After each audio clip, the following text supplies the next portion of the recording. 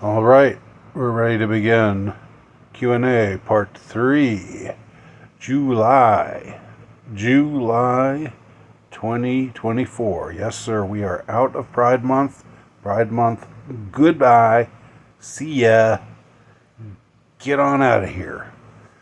Time for some humility now. So, I'm going to read the first question from this is the only question that was left at my alternate YouTube channel, and that's YouTube is my whore, Nowicki. And I have a backup channel because that's necessary to do, unfortunately, with YouTube. I've learned that from bitter experience. So, first question from Abuse Your Illusions. And he asked me, "Hey Andy, a long-time listener, first-time caller, nice one. What, if any, thoughts do you have on the Jonbenet Ramsey?" I think you mean on the Jonbenet Ramsey case. Sorry about that. A little bit of chocolate on my lip. What thoughts do you have on the Jonbenet Ramsey case? If that's too dark, read any good books lately? Well, it's I don't know. I don't have any conclusive thoughts on it. I understand people's fascination with it. I've wondered about a lot of different things. I've never really gone deep into the rabbit hole of the Jonbenet Ramsey case, but of course, this is before pedogate was really a thing that was talked about. And yet I remember people at the time when this case was being discussed in the 96, 97, people were noticing that these little girl beauty pageants were pretty sleazy. And they were dressing up 6-year-olds in some pretty appalling sort of ways that did not seem age appropriate at all. So, you kind of wonder there's lots of things. It seems, as I understand it, the parents' behavior was not quite what you would expect, or what you think the behavior of concerned parents would be when they found their daughter brutally murdered. They did not immediately call the police. They called their lawyer. Like, what's going on with that? There's lots of theories, and I don't feel qualified to assert anything in particular. But with the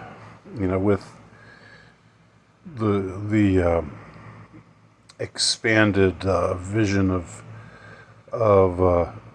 the future and the phenomenon of pedogate, it seems hard to avoid when you sexualize really young girls like this, like they do. I don't know if they still have these kinds of pageants. They probably do. It seems like it would be harder to get away with it today, but back then, I mean, they were just, it was just crazy. So start with that, and then have a brutal murder, and I think she was also sexually assaulted. Very disturbing case. But yeah, that case was everywhere. That was a really that was a big that was all over the news. That was a little bit after OJ. That was the next big true crime case that swept the nation. Again, in a mostly pre-internet age. So those are my thoughts on that. Okay, picking up where we left off on the main channel. Justin Fisher, his follow-up question to about the traditional Latin Mass is, what is your take on Pope Francis? I'm trying to think if have I talked that much about Pope Francis here on this channel or not. It seems that maybe I discussed him more in the old in the old incarnation of this channel. I think there was a time when I was getting more into these kinds of how shall I call it? This sort of controversy within the church, or questions about where the church is headed, and given the crisis that has undeniably the church has undeniably suffered from in the last few years. That was a real stutter there. I'm not usually a stutterer. Something must have provoked that. But I've kind of gotten away from, I think there was a time when I was really paying a lot of attention and giving a good deal of my energy, following people like Taylor Marshall, and before he did something to alienate me. I can't even remember what it was right now.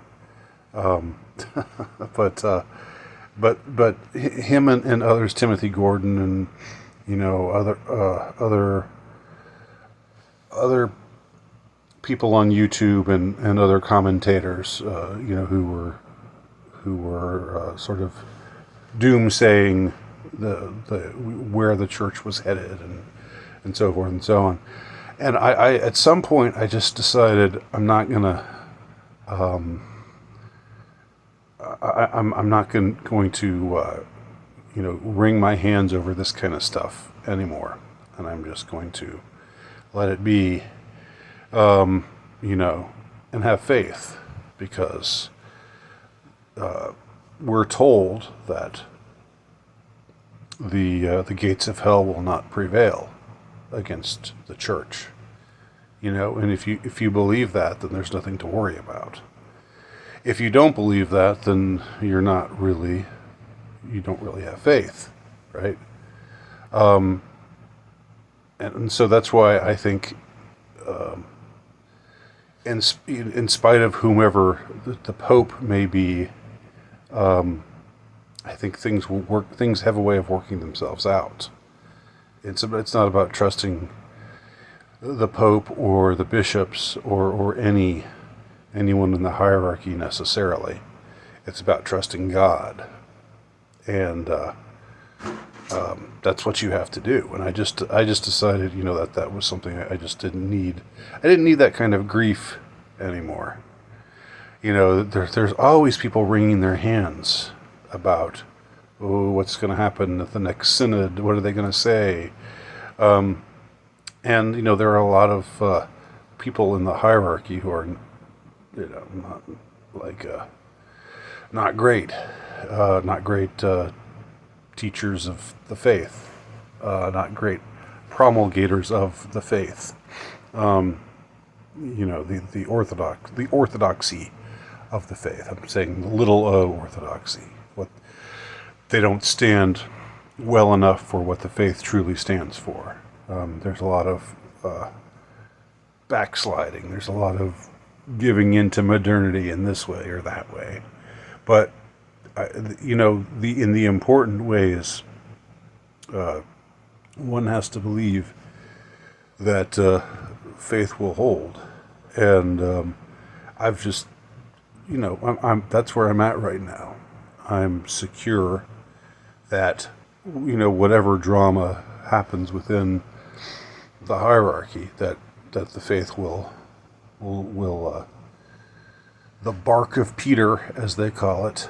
You are Peter, and on this rock, because Peter meant something like rock, Petros.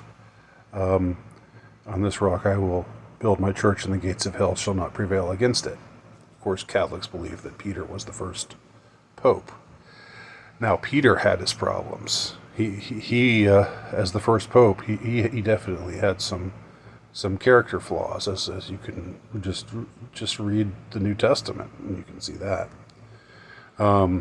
So there have been bad popes before. There have been bad popes. There's a, I don't think we have the greatest pope now, and there might be bad popes in the future. But it's not really about trusting the pope. It's not really about whether or not you think the pope is a good guy. And that's the thing that some people need to understand about both Catholicism and Eastern Orthodoxy, is it's not built on the virtue of the priests. A priest can be bad, can be a bad man, but the sacraments that he dispenses are still effectual, because they don't come through him, they come from God to him, and because he plays this role within the church as part of the apostolic succession, one of those in the line of the original apostles. So therefore, you have priests not just who are molesters. You have priests who are blasphemers. Priests who are devil worshippers. What have you. And of course, I'm hoping that that's not true about most priests. I don't think it is true about most priests. And I know that the priestly crisis, the child molestation issue gets hyped up by the media more than it deserves to be. Insofar as you look at the percentage of priests who have actually been found to have done bad things to kids, and that percentage is much lower than public school teachers. But you don't hear much about public school teachers being that way, because there's not an agenda against public school teachers like there is against the Catholic Church. Now, that's not to make excuses for the church, especially when they do things like not punish priests, not defrock priests, but hide them away, and supposedly try to rehabilitate them, and hush up their crimes, as has been done in the past, like this sort of therapeutic notion. But anyway, I'm getting into a little more detail about that than I meant to. A lot more can be said about that issue, though. Okay, Rat Splatigan asks, why does a Catholic have a Book of Mormon name as an email address? Why does a Catholic have it? Well, I mean, is this a riddle? No, I'm kidding. I know you're talking about me, right? My email address is nephite17@gmail.com, which is a reference to the Book of Mormon. I've been fascinated with Mormon stuff for a long, long time. I've talked about this before, but my fascination with the Mormons has never been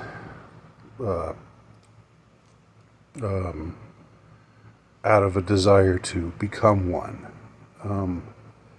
I admire a lot about Mormon culture, what I see in Mormon culture. It seems like more than any other faith in America, a faith group in America today, that Mormons are actually able to stand apart, and they do their own thing, and they distinguish themselves from the typical you know, Western debauched, degenerate, you know, person. Whereas you look at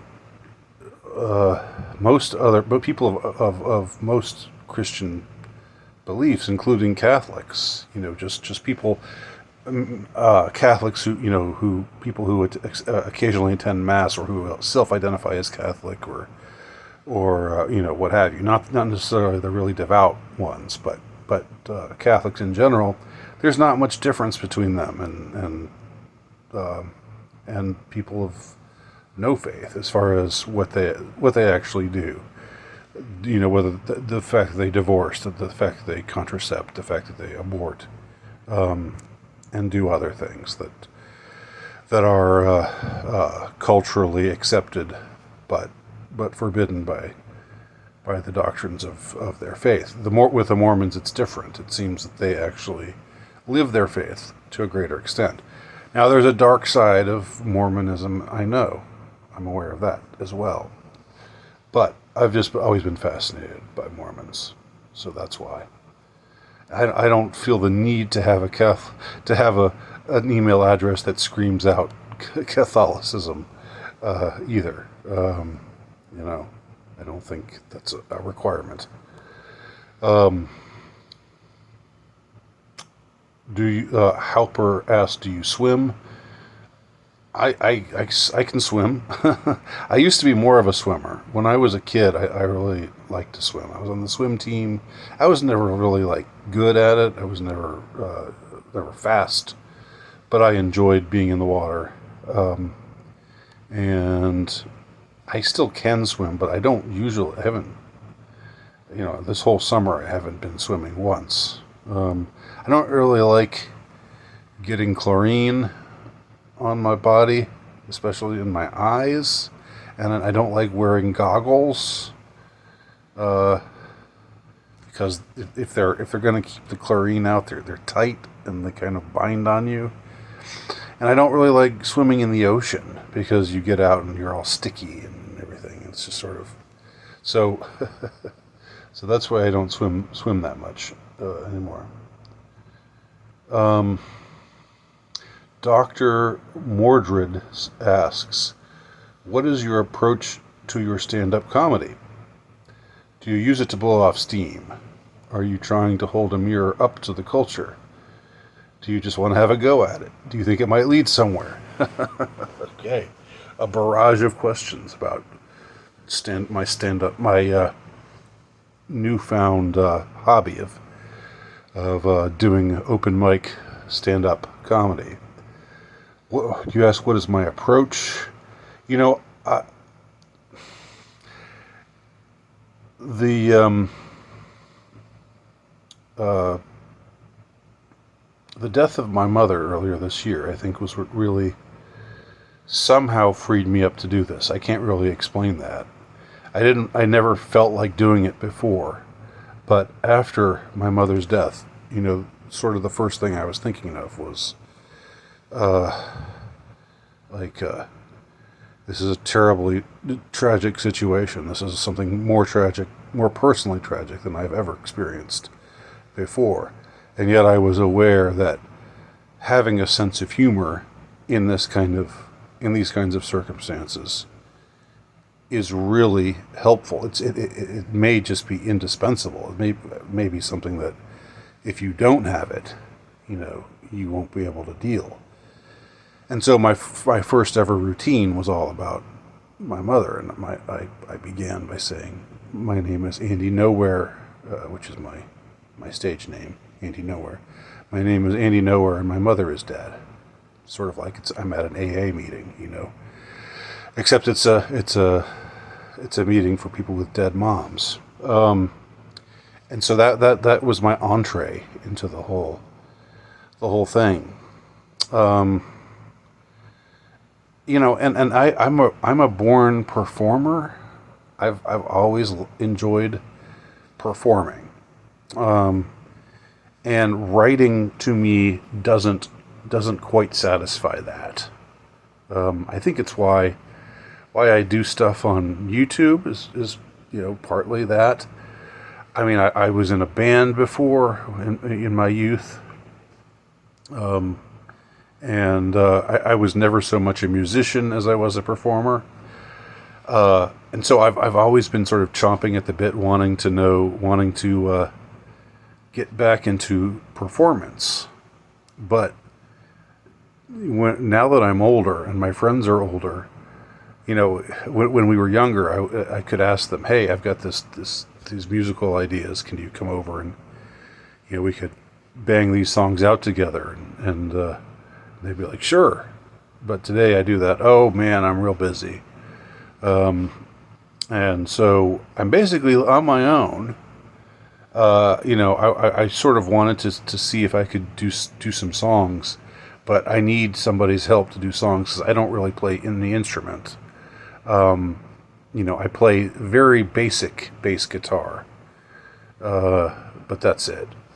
So I couldn't really, if I could play an instrument, or if I was inclined to want to learn to play an instrument, then I would have done that. I would do that, but I don't have I don't feel like I have the time or the patience. I'm getting on in years. It's now or never. When you get older, it's sort of you kind of have it's now or never attitude more and more. And so all these avenues toward performing, I could try out for, like a play or something, but how often do those take place? And, will I get a part that I like? And will I be able to stand the director? Will I be able to tolerate my fellow cast members? I'm not always great at working well with others. But when it comes to comedy, stand-up comedy, you don't need anybody else. You can just get up and do it yourself. But as I've said before, I think, I wrote about this recently on my Substack page. My attitude so far, and I've only done it a few times, so I can't claim to be, I can't claim it as anything other than a hobby, really. And I don't think it probably won't lead anywhere. But I think that was one of the questions. Do you think it might lead somewhere? I don't see me becoming like a headliner or anything like that. I guess that also watching or getting into Sam Hyde and MDE and seeing that brand of comedy, how they fought and kept going, against the grain, against the culture.